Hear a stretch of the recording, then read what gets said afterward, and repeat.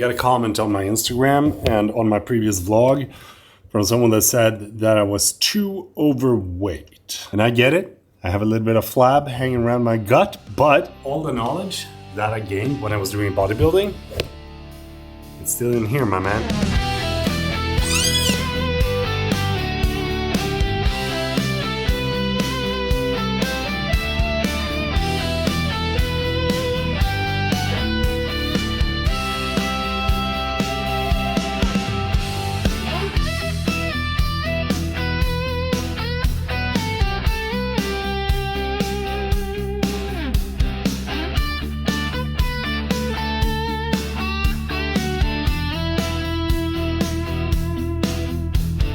And I know exactly what I need to do to get back to the shape where I was.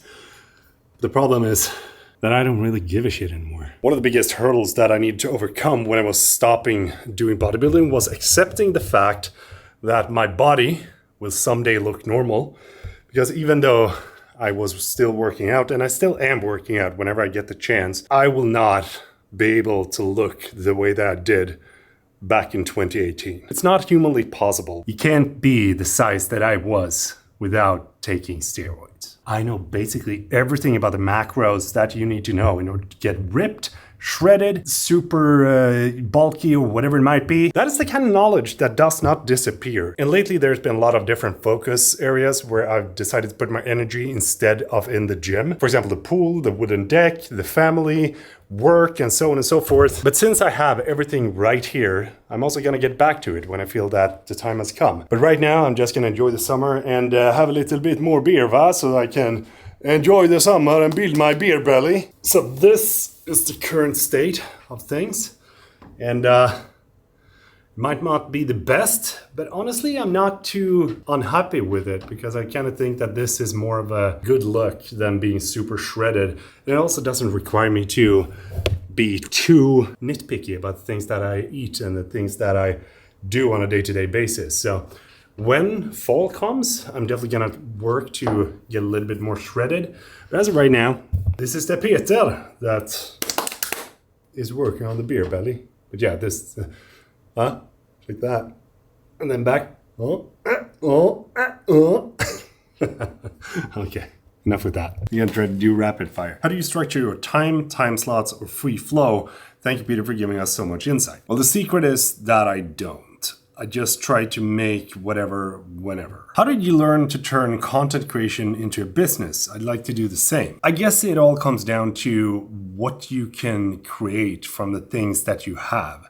So for example, if you're walking around at home, you're making coffee, then film that and create some piece of content from doing that, and that will get the ball rolling. Are you planning any new merch to order? As much as I would love for everyone to order this very shirt, there's not simply enough people ordering whenever I do the merch drop, so no. What is your biggest struggles right now as a content creator? The views. They've been going down hard on my main channel, and the worst part about the entire thing is that I simply do not know why. I try to make as good videos as I possibly can, but somehow there's something that is not pushing the videos to a bigger audience. Maybe it's the click-through rate, maybe it's something else. I just wish I had a clear indication of what it was. Why do you still have two studios for work, and how do you choose between them? Not only is it great to have two studios so that I can get out from home and be in a different place and work with a different mindset in another creative space. It's also great to have a space where I can have meetings, podcasts, and so on and so forth. So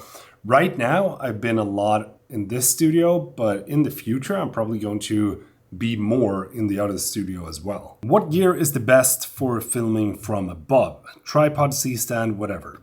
I gotta say, if you can mount something to the ceiling, that's gonna be a sturdiest bet. Do you see yourself coming to Canada anytime soon? If so, come play paintball. I don't think I'm going to go to Canada anytime soon, and I don't think I would love to play paintball because it hurts. Have you stopped showing drones now?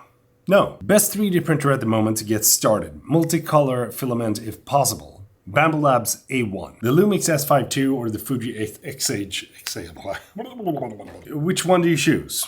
I don't know. It's I don't care. When you were working full-time, how did you find time for your creative outlets? As I was working on DHL, I tried my absolute best to find the time wherever I could find time and make content from anything that I could make content of. The content that I made in the beginning was complete and utter shit, if I can say so myself, but it also helped me to make the content that I'm doing today and also helped me to make better videos. So I guess just try to find whatever you can find in the life that you're living, no matter how much or how little time that you have on your hands. The best things to have in a studio. I'm making my film studio.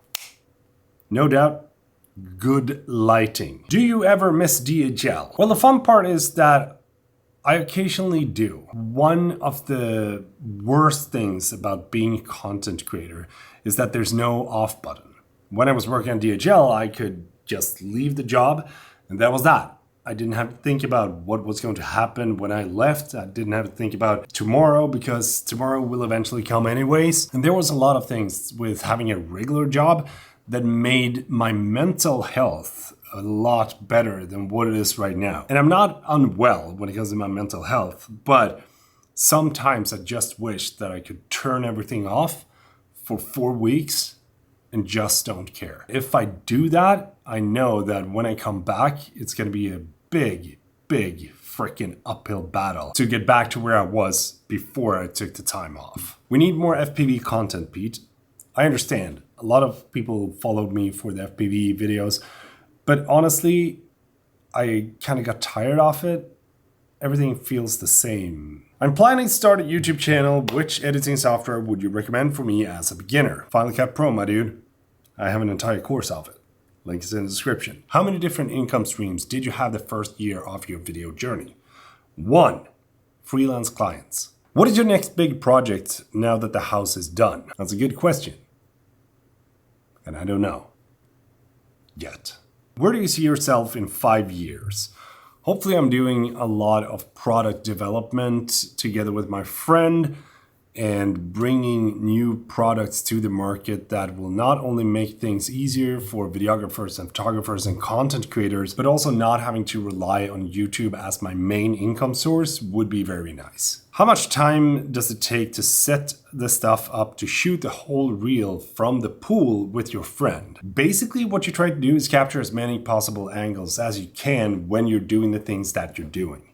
I used the DJI Action 5 Pro together with the DJI Mavic 4 Pro.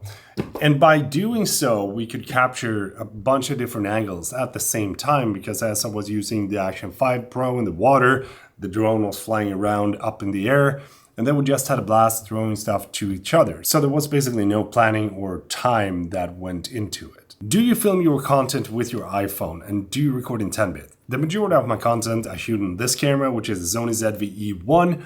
Whenever I do have my iPhone as the only camera though, I use the iPhone, but I never shoot in 10-bit, mainly because it eats storage on your phone. I have no questions. I just want to say that I love your vlogs and your positive mindset.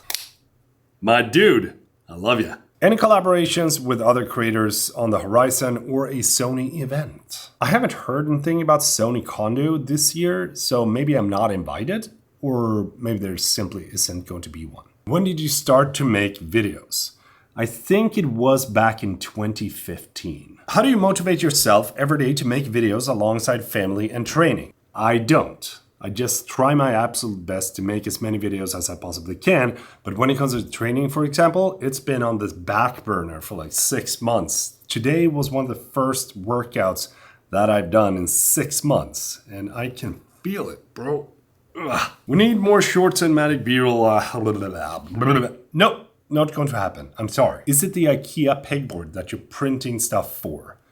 Yes. Love your work. How long did it take you to transition to being a full-time YouTuber? I don't know how I'm going to explain this the best, but it's a lot about being in the right place at the right time with the right thing. And that is where I was with the poker B-roll.